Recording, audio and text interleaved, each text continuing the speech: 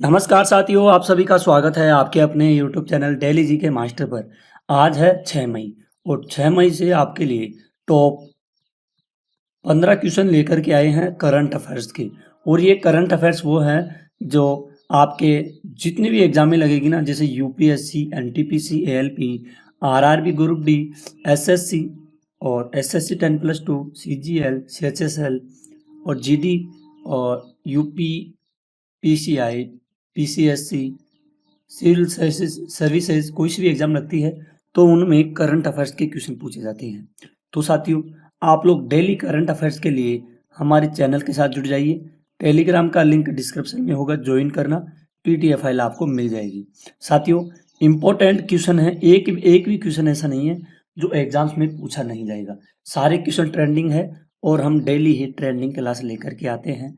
अगर आपको अपने सर की थोड़ी सी भी मेहनत पसंद आती है तो प्लीज़ साथियों, चैनल को सब्सक्राइब ज़रूर करना और बेल आइकन को ऑन कर दीजिएगा, ठीक है। और अगर आप लोग चैनल को सब्सक्राइब करोगे ना तो हमको ये मोटिवेशन मिलता है, ठीक है, कि हम और भी अच्छी क्लास लेकर के आए।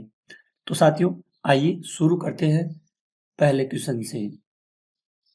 पहला क्वेश्चन है, हाल ही में जारी वर्ल्ड फ्रेश हाल ही में जारी वर्ल्ड फ्रेश फ्रीडम इंडेक्स 2025 में कौन शीर्ष पर रहा है? तो साथियों, इसमें शीर्ष पर रहा है, कौन सा देश रहा है? नॉर्वे देश है। कौन सा देश है? नॉर्वे देश है जो इस 2025 में शीर्ष स्थान पर होगा। नॉर्वे एक नंबर पर, दूसरे पे होगा साथियों ब्रिटेन, तीसरे पे होगा अमेरिका, इजराइल और फिर जाकर के 5वें नंबर पर अपना भारत आता है। भूटान आएगा छठे पे, पाकिस्तान, रूस, अफगानिस्तान, चीन, उत्तर कोरिया और इरिट्रिया, ठीक है, ये सबसे लास्ट में आता है। अपने भारत का नंबर आता है 5वें नंबर पर, ध्यान में रखिएगा। आइए नेक्स्ट क्वेश्चन की ओर बढ़ते हैं। हाल ही में कहाँ 2025 के लिए अखिल भारतीय फुटबॉल महासंघ पुरस्कार प्रदान किए गए हैं? तो साथियों, ये जो अखिल भारतीय फुटबॉल महासंघ है, ये पुरस्कार प्रदान किए गए हैं कहाँ पर? भुवनेश्वर में। कहाँ पर किए गए हैं? भुवनेश्वर। 2024-25 के लिए अखिल भारतीय फुटबॉल महासंघ पुरस्कार प्रदान किए सुभाशीष बोस को वर्ष का सर्वश्रेष्ठ पुरुष और सौम्या गुगुलोत को सर्वश्रेष्ठ महिला खिलाड़ी चुना गया है। इन दोनों को सर्वश्रेष्ठ खिलाड़ी के रूप में चुना गया है। सुभाशीष एक का नाम सुभाशीष है बोस, दूसरी लड़की का नाम है सौम्या गुगुलोत, ठीक है। ये दोनों हैं और ये काफ़ी इम्पोर्टेंट क्वेश्चन है एग्जाम की दृष्टि से, ट्रेंडिंग है, इसको नोट जरूर कर लेना। अगले क्वेश्चन की ओर बढ़ते हैं। हाल ही में कौन भारतीय वायुसेना के नए उप प्रमुख बने हैं? तो साथियों, ये इम्पोर्टेंट क्वेश्चन है, काफ़ी ज़्यादा ट्रेंडिंग क्वेश्चन है, हाल ही में न्यू क्वेश्चन आया है। और ये भारतीय वायुसेना के नए कौन बने हैं? ये बने हैं उप प्रमुख बने हैं। कौन बने हैं? उप प्रमुख बने हैं ये। तो इनका नाम है नर्मदेश्वर तिवारी, ठीक है। Air marshal Narmadeshwar Tiwari PVSM AVSM VM 2 मई को, कब? 2 मई 2025 को भारतीय वायुसेना के उप प्रमुख के रूप में पदभार ग्रहण किया। एयर मार्शल ने राष्ट्रीय रक्षा अकादमी खड़कवासला में प्रवेश लेने से पहले देहरादून स्थित राष्ट्रीय भारतीय सैन्य कॉलेज में अपनी स्कूल शिक्षा पूरी की है, ठीक है। आइए नेक्स्ट क्वेश्चन की ओर बढ़ते हैं। हाल ही में रम्मान उत्सव कहाँ मनाया गया है? तो साथियों, ये उत्सव मनाया गया है कहाँ पर? उत्तराखंड में। उत्तराखंड यानी कि उत्तरी भारत राज्य के सलूर डूंगरा के जुड़वा गांवों में रम्मान मनाया जाता है, जो कि स्थानीय देवता भूमियाल देवता के सम्मान में एक धार्मिक उत्सव है, जिनके मंदिर में अधिकांश उत्सव मनाए जाते हैं।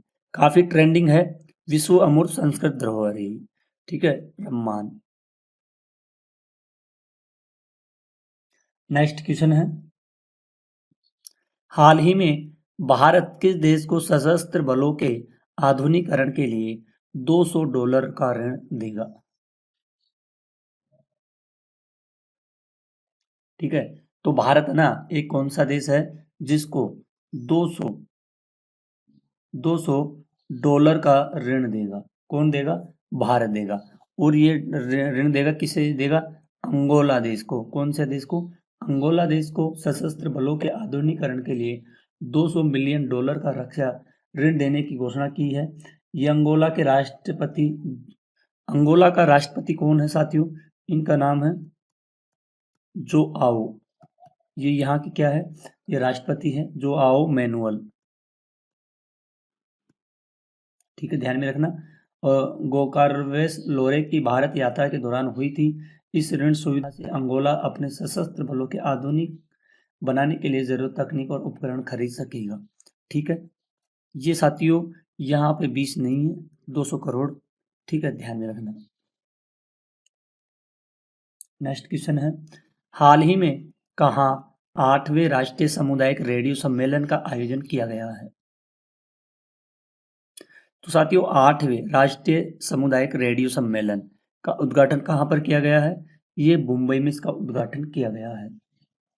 ठीक है, और यह सूचना एवं प्रसार मंत्रालय भारत सरकार ने भारतीय जनसंचार संस्थान के सहयोग से शनिवार को यह 8वां राष्ट्रीय सामुदायिक रेडियो सम्मेलन हुआ। कहाँ पे हुआ? मुंबई के जियो वर्ल्ड कन्वेंशन सेंटर में।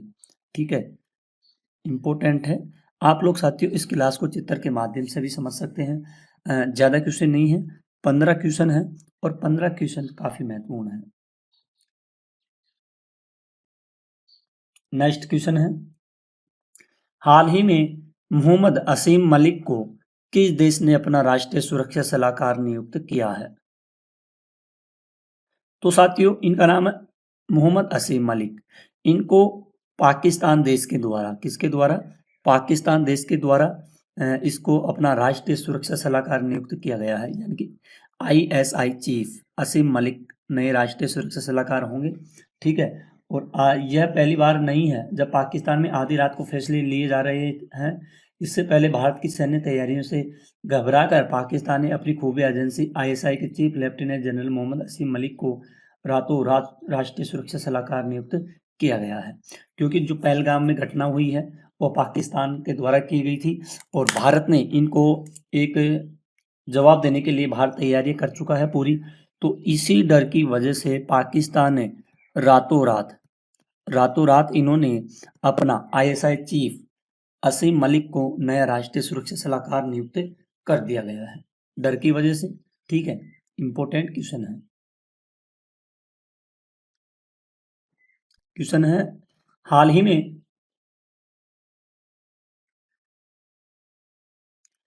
ही में डॉक्टर मनसुख मांडविया ने कहाँ खेलो इंडिया बहुउद्देशीय हॉल का उद्घाटन किया है? तो साथियों इसका उद्घाटन किया गया है कहाँ पर? अरुणाचल प्रदेश में इसका उद्घाटन किया गया है, कामले जिले में। कौन से जिले में किया गया है? ये कामला जिला है, इसमें इसका उद्घाटन किया गया है। ठीक है, इंडिया बहुउद्देशीय हॉल का उद्घाटन ये है डॉक्टर मनसुख मांडविया, इनके द्वारा इसका उद्घाटन किया गया है। अगला क्वेश्चन है, हाल ही में कौन विश्व बैंक की निवेश प्रयोगशाला में शामिल हुए हैं? तो साथियों ये शामिल हुए हैं, इनका नाम है सुनील भारती मित्तल। ठीक है, ये शामिल हुए हैं, इसको जरूर ध्यान में रखना। चित्र के माध्यम से आप लोग देख सकते हैं। नेक्स्ट क्वेश्चन है, हाल ही में UPSC के सदस्य के रूप में कार्यभार संभाला है? तो साथियों ये कार्यभार संभाला गया है अनुराधा प्रसाद द्वारा। ठीक है, अगला क्वेश्चन है, हाल ही में भारत और किस देश ने ऊर्जा क्षेत्र में ऊर्जा क्षेत्र में सहयोग बढ़ाने के लिए हस्ताक्षर किए हैं? तो साथियों ये भारत के द्वारा और किसके द्वारा हस्ताक्षर किए गए हैं MOU पर? डेनमार्क के द्वारा। चित्र में देख लीजिए, डेनमार्क के द्वारा यह एमओयू पर हस्ताक्षर किया गया है ऊर्जा क्षेत्र में सहयोग बढ़ाने के लिए, ठीक है, डेनमार्क के द्वारा। यह समझौता ज्ञापन 2070 तक कार्बन उत्सर्जन को पूरी तरह से खत्म करने का उद्देश्य किया गया है। कब तक का? 2070 तक का, ठीक है। अगला क्वेश्चन है, हाल ही में योग महोत्सव 2025 का आयोजन कहाँ किया गया है? तो इसका आयोजन किया गया है महाराष्ट्र में। कहाँ किया गया है? महाराष्ट्र में किया गया है।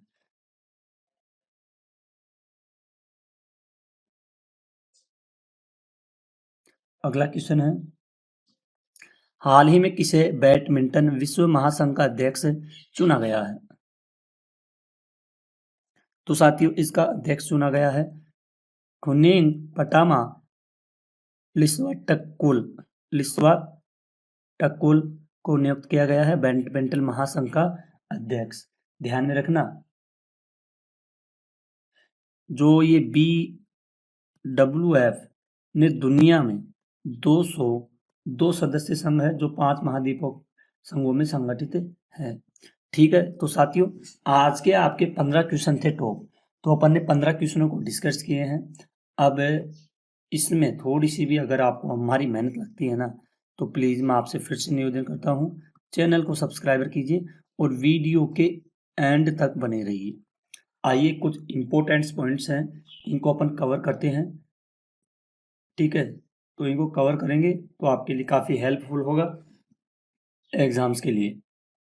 पहला पॉइंट है, केंद्रीय मंत्री राममोहन नायडू ने 1 जून को सुबह विजयवाड़ा विशाखापट्टनम के बीच उड़ान सेवा फिर से शुरू करने की घोषणा की है। जो केंद्रीय राज्य मंत्री शरद चंद्र जोसेफ है, इन्होंने ईस्टर्न कोलफील्ड्स लिमिटेड का दौरा किया। 4 धाम यात्रा के पहले ही 2 दिन में कश्मीर में 55,000 से अधिक लोग हैं। DRDO भारतीय नौसेना ने स्वदेशी बहुउद्देशीय ग्राउंड स्टोन की वारक गोलाबारी की स्थापना की गई है। रक्षा मंत्री राजनाथ सिंह और जापान के रक्षा मंत्री जनरल नकातानी की समूह बैठक ज्वालामुखी विरुद्ध विश्व सहयोग पर जोर है। भारत का क्षेत्रीय सहयोग है समूह IO, इसको आज शारदा सुपरमार्केट के फ्रांसीसी फ्लोरिडा में 4 से 10 मई तक किया गया है, ठीक है। अगला है, UTUG ने 2025 के दौरान UT दस्तावेज संस्था ने नई दिल्ली में फेस ऑथेंटिकेशन की चुनौती का परीक्षण ऑपरेशन किया है। भारत सरकार ने राष्ट्रीय हरित राज्य मिशन शुरू किया, सौर ऊर्जा और उद्योग में वैश्विक बढ़त की दिशा में कदम बढ़ाया है। अगला है, DBT और BI फर्म ने BioE3 नीति के तहत बायोमोटर कंपनी के तहत संयुक्त जैव उद्योग में नए कदम की घोषणा की। सचिव BL वर्मा ने नमस्ते कार्य योजना में विशेष कार्यक्रम में संभाई मंजूरी दे दी है। डलहौजी पब्लिक स्कूल के छात्र जेगे टेग सिंह बमरा ने आंसरगाद एडयू 2025 मेमोरियल स्कॉलरशिप और सूर्य मैक इंजन के लिए बिल्ड ए बेटर फ्यूचर पुरस्कार प्राप्त किया। नेशनल रिसर्च फाउंडेशन ने MHAV EV मिशन के तहत 7 नोड्स के चयन की घोषणा की गई। गृह मंत्रालय ने 7 मई को कई राज्यों के लिए नागरिक जनसंपर्क का आकलन करने का निर्देश दिया। राष्ट्रपति ने PM मोदी से टेलीफोनिक बातचीत में पहलगाम हमले की कड़ी निंदा की है। युवा खेल कर्नाटक 4 स्वर्ण पदक के साथ शीर्ष स्थान हासिल किया और राजस्थान ने 10 मीटर एयर राइफल्स मिश्रित टीम में स्वर्ण पदक जीता है। नरेंद्र मोदी ने पद्मश्री सम्मानित KV राबिया के निधन पर व्यक्त शोक किया है।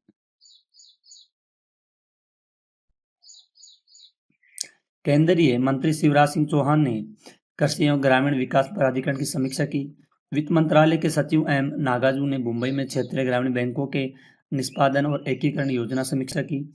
वित्त मंत्रालय के सचिव M नागार्जुन ने भारत के पहले मार्गेज एग्रीमेंट पास ट्रायल सॉल्ट को एंड डॉक्यूमेंट्री में सूचीबद्ध किया गया था।